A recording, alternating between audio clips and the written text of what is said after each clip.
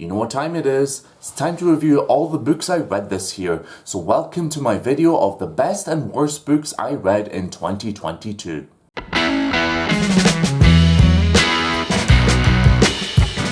Well, hello there, it's me, Suited in Black / Janne Karneus, and we're back again with another video of me just talking about the best and worst books I read this year, like I said at the beginning. I actually forgot how many books I read this year because, you know, my mum put them all away, and now I had a little pile of them, and now I'm like, what did I even read? But thankfully, I do remember these 12 books that I read this year. So these are the ones some of them I did review on the channel, but I do remember reading these books. So let's jump straight into what I think were the best and worst of this year. And there are also some honorable and dishonorable mentions. So you know the drill. The best list is in no particular order, but the worst list is in a particular order. So like I say, from least trash to absolute shit. So there might be a book in this that might actually surprise you. So let's begin. So one of the books I read this year, I was going to do a review of this book, but I actually never did. And this is like a sort of a cheeky little novel. It's called Chocolat, and this is one of the best books I read this year. It's like a story about, you know, this woman who opens up a chocolatier and, you know, has people go and tell her stories about their lives. And it's kind of like this kind of cheeky paganistic kind of ritual or this kind of culture that she set up right in front of a church, and that part I really enjoyed. But yeah, so Chocolat had a really digestible style. It was really delicious, it was quite simple, and it was really easy to read. So Chocolat is undoubtedly one of the best books I read this year. Next up on the list of the best of the year is the book I actually did my research on for my dissertation, and it's based on like sort of gender concepts, gender theory, and that is of course Judith Butler's Gender Trouble. This book really opened my eyes on discourses about gender. It can really show how it impacts like political sort of viewpoints and like the agenda.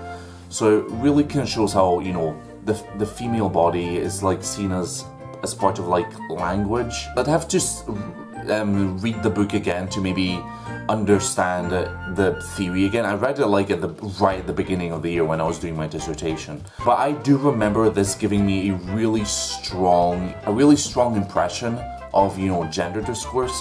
So Gender Trouble is easily one of the best books I read this year. It's one of those non-fiction books, theory books, but I think it made it onto the list because of how much it impressed me. The next on the best of the list is yet another non-fiction book, and this is another kind of smart thinking, kind of philosophical kind of novels, and this is called Straw Dogs.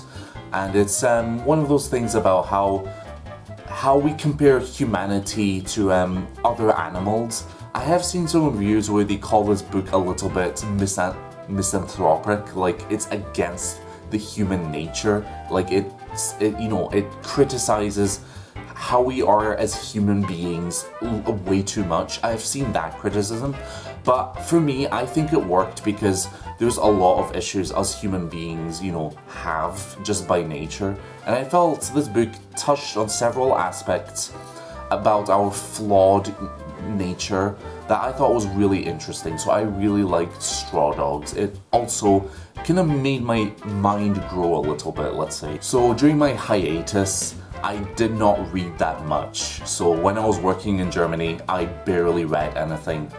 But towards the end of the experience, I was able to read one book, and that is called Angela's Ashes, and this is another in the best of the year. I really enjoyed how it combines something really sad, really gnarly about, you know, growing up in Catholic Ireland and making it a little bit humorous and relatable. I thought that was excellent. It made me, you know, really sympathize with the characters, but also laugh at, you know, misery, that kind of tragicomedy that you kind of see in like Chekhov. I thought for Angela's Ashes, it really worked. It made me feel really sad for these boys and this family. But as they say, the juxtaposition of comedy works wonderfully, and it shows that sometimes to make something sad, you need just a bit of humor to give it that extra kind of color I think that really, is what makes this book really special for me.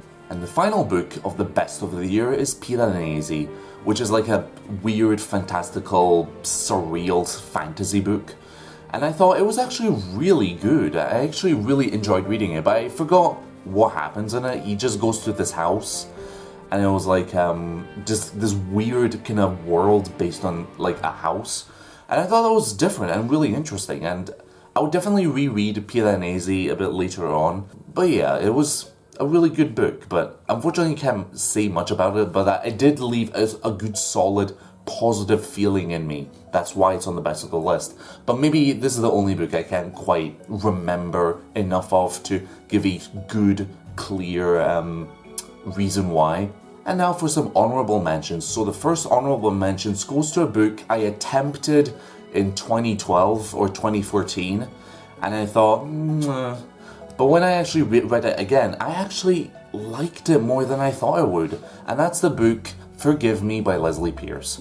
This book had a really solid protagonist. I loved how she took agency into her own hands, and it made her really likable, really interested in what she did, and discovering this kind of this mystery to her mum of like, why did she die? It's not a spoiler, that's the inciting incident. But why did her mum die? What's this story surrounding her? Is she really, who she thought she was? So I thought that was actually done successfully, and it was an enjoyable read. I liked Forgive Me. And the final honorable mention goes to Jane Eyre. So I was supposed to read this book for university, but I never did. But I read it again, and it was really good. I really enjoyed how strong a voice she has. I thought it was really powerful. She's so eloquent, she's so smart, and I love how it solidifies this individualistic kind of theme. It's about Jane Eyre's individuality. I thought that was done really clearly and really successfully. So I absolutely need to read more books by, I think it's Jane Austen or Charlotte Bronte. I need to read more books by her. It was really good. So there was some good books this year, but however, let's get to everyone's favorite. Let's talk about the worst books of this year. So I've got 3 bad books I read this year and 3 dishonorable mentions. So the first worst book of the year, so like I said, this book is not as bad as the final book of the worst of the year. So unfortunately, I was rereading this book. I wanted to give it a second chance, but it just did not work for me. I did not like the prose style. It was so derivative, and it just... If I was younger, I maybe would have enjoyed it, but that's the book Eragon by Christopher Paolini. I don't like Eragon at all. I tried it again, but it's just that book that it's not for me at all. Like... it's a DNF of this year. I DNF'd it a second time because I just could not with the derivative nature. It's not just Star Wars, it's Lord of the Rings, it's a Wizard of Earthsea. The point where it reaches you have to know, the real true word of this element to control it is so, that is literally a Wizard of Earthsea's magic system. And that honestly pissed me off about this book. So I really did not like Eragon. But thankfully it's not as bad because, one, I know it's written by a kid and I should give it a bit of slack. However, the death of the author, aka the rise of the reader, people forget that. The rise of the reader is an alternate title for the death of the author. As the reader, I did not enjoy Eragon. Thankfully, you'll know that there's only just 3 books in the worst of the year, but surprisingly, Divergent is not the worst book I read this year. So I remember making that video and I said it might be the worst book I read this year because I hated the world building. I did not like the characters. The plot had no stakes and felt pointless because it literally was just the characters going into Dauntless, and it literally had no kind of, what was the point of all the actions? What was the point of Capture the Flag? What was the point of the characters being mean to Triss? Other than just creating a bit of forced conflict. It's just that I didn't really understand. Like, I kind of wish what Divergent did was maybe include the end of the book a bit earlier on, so there's a bit more of a noticeable plot to Divergent, that maybe there's a bit more danger established a bit early on. Maybe page 150 establishes, maybe show that consequence, show that tension, show the conflict. I think I would have enjoyed that a bit better, but unfortunately, this is the type of book that, you know, fundamentally failed for its execution. So Divergent is one of the worst books I read this year.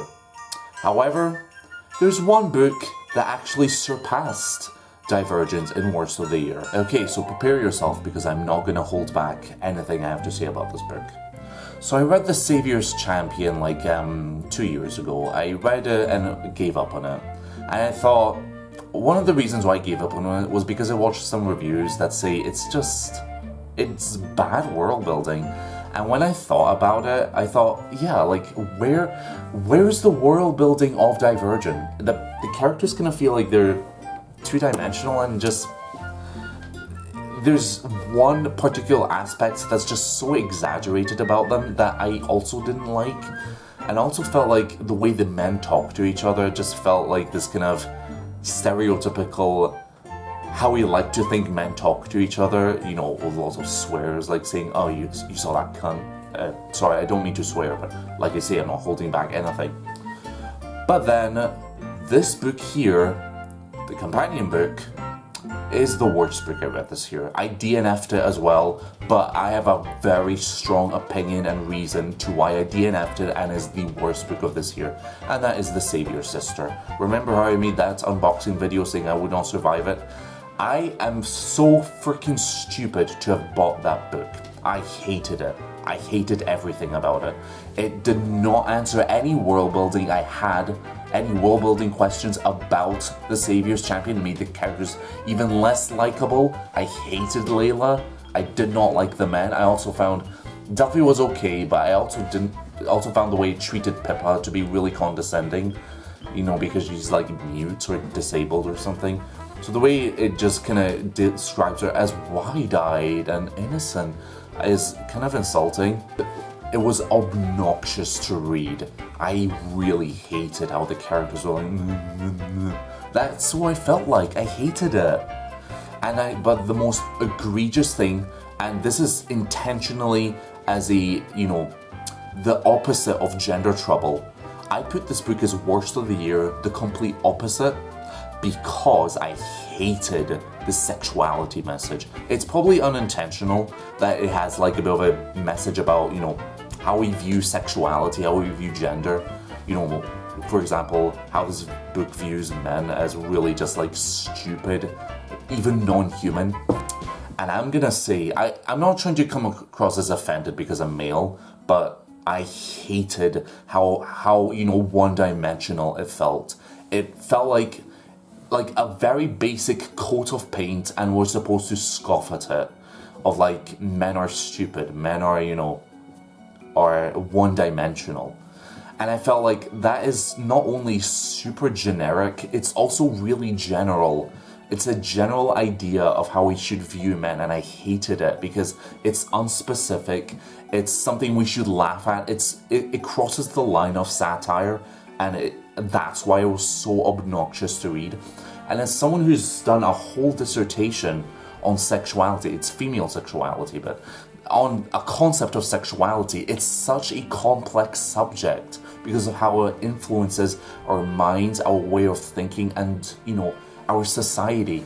I wanted Jenna to be a bit more serious about the way, you know, a bit more mindful about the way, you know, she looks at, you know, sexuality. And I wanted it to be a little bit more careful about how you explore these themes, whether it was unintentional or not. But again, death of the author, rise of the reader.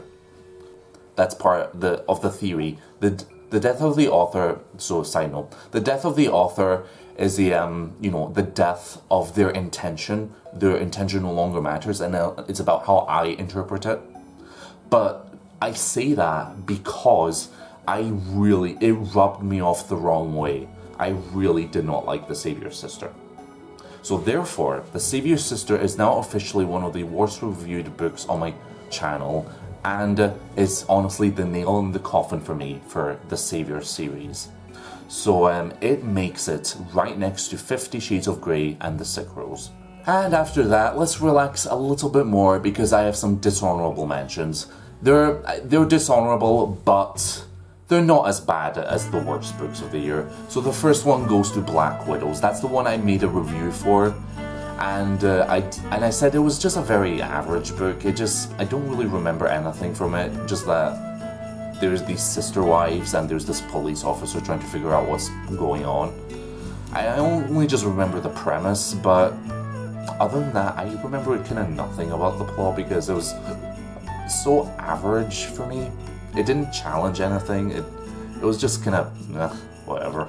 The second dishonorable mention is another DNF called The Golden Compass. That's right, I actually DNF'd The Golden Compass. I was reading it in Germany, and I think it all boils down to is that I'm not the target audience for The Golden Compass. I wanted to enjoy it. I enjoyed the aspects of it, but I felt like some of the characters created in The Golden Compass, like for example Lyra, whilst I do think she's good, I think I would have enjoyed her character more if I was a younger person, maybe 12. I would have looked up to her, wanting to be a leader.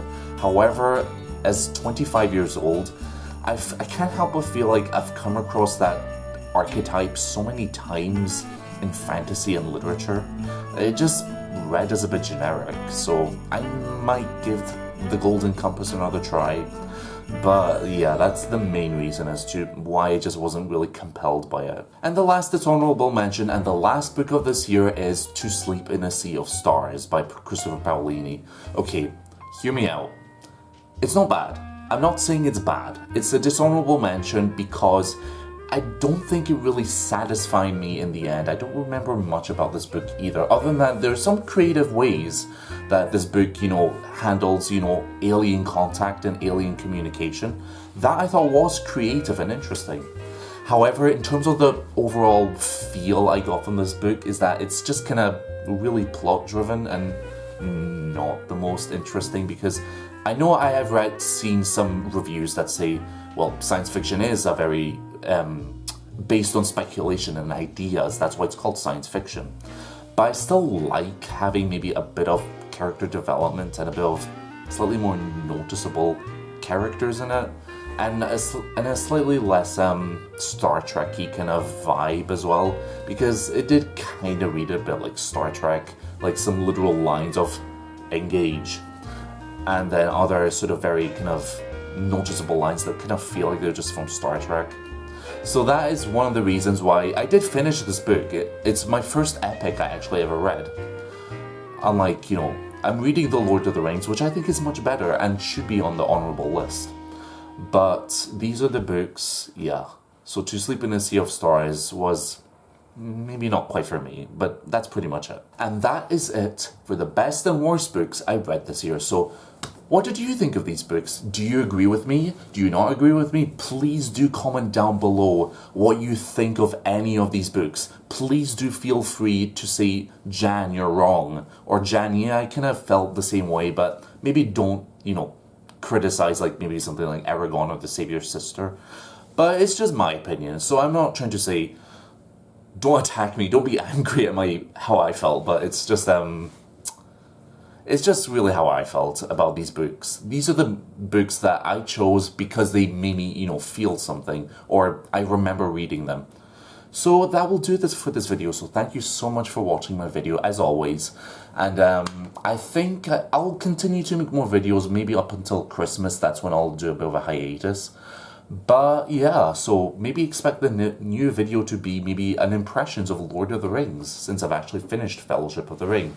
And then maybe I'll do another Storm the Seascape, or another Story of the Professional video. So expect that soon. And as always, thank you so much for watching. So you know the drill. Until we meet again, I'll be waiting.